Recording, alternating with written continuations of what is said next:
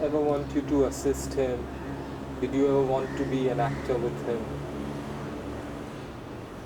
Assist, I did. I assisted Raji in his movie Avara. As a matter of fact, I gave my first clap as an assistant director on the sets of Avara at RK Studios when they were shooting that particular sequence where he comes in to wish her happy birthday and has robbed the necklace from Papaji, my father.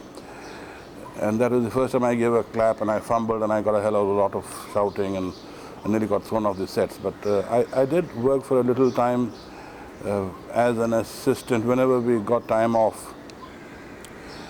I was on the stage with my father then, and as I said, again, it was fun time being with the RK unit, going up there.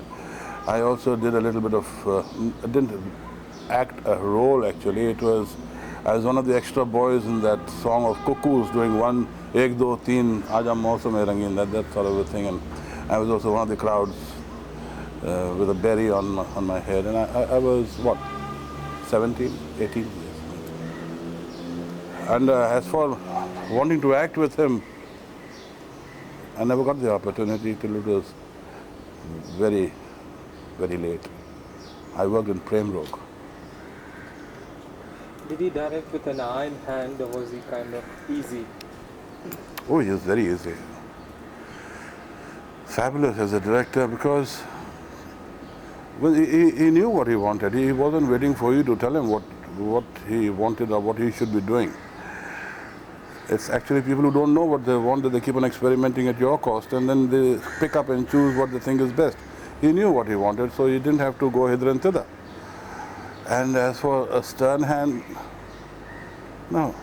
It's like he had the remote in his hand and he made you blend colors a little high, a little low, a little this way, that way.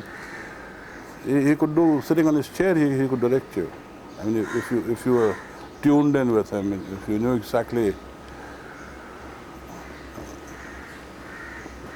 As a director, what do you think of his technique, his choice of subjects? His choice as subjects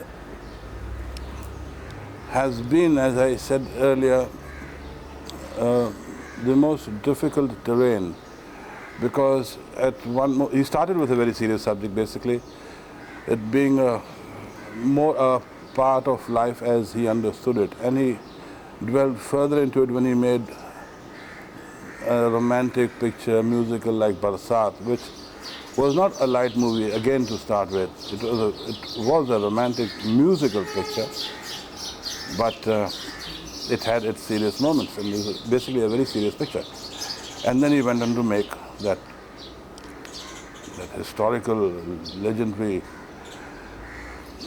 the giant of a movie, and I think in his life, which was Avara, which had a great, not only a social setup and an in-depth study of the pattern of life in India itself, because that picture appealed to a lot of people outside India too, because it had a universal appeal and a universal setup of life as it is.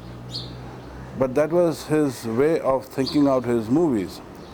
Even in later stages of his life, when he made, as people said, he made commercial movies, and he made movies which were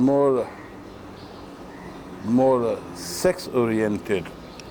Even then, he had a lot of things to say in those movies. He had a lot of message. He spoke a lot through his movies of what he thought. And he was a serious thinker, basically.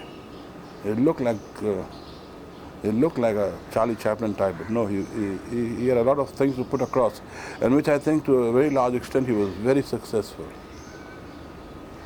How would he think? Would he shut himself in a room, or would he think in a crowd? Oh, he was thinking all the time. He didn't need to shut himself in a room. If he was talking to you, probably he wasn't talking to you in the first place. I think he was thinking about the movie and the next shot, or probably the next song that he's going to record or picturize, or the next scene which he was going to. You never could tell whether he was there at that moment or not, because his movies was a complete obsession with him. Raji, he slept with his movies, he ate his movies, he drank his movies, I don't know. I don't think I've ever seen him do anything else except playing a little bit of volleyball. That time too, I think he was probably editing in his mind while he was hitting the ball. That's the only game I saw him playing in Arcade in the earlier days. He was completely a movie man. Do you think Sangam marked a shift from his early black and white movies in a significant way?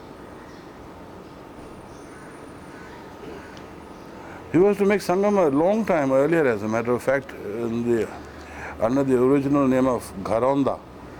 It was written by Indira Rajanand. And as a matter of fact, if I do remember correctly, Raji wanted Mr. Dilip Kumar to play the role of what Rajendra Kumar eventually did. He was to do the role that he played, and this was much, much earlier. This was, I think, very much nearer the Avara time.